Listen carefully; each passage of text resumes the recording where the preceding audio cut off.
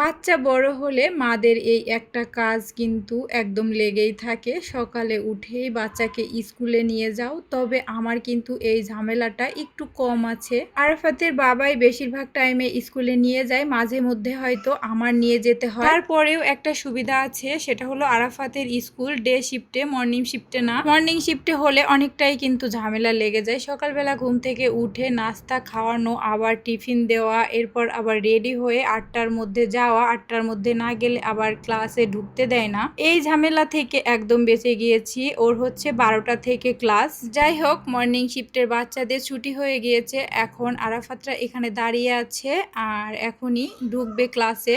ভিডিওটা কিন্তু দুইবারে করেছিলাম। সকালের ভিডিওটা তো দেখতেই পেয়েছো, আর এখন কিন্তু বিকেল 4:30 বাজে। আর এই টাইমে আমি স্কুলে চলে এসেছি ওকে নিতে। এখন একদমই ফাঁকা আছে।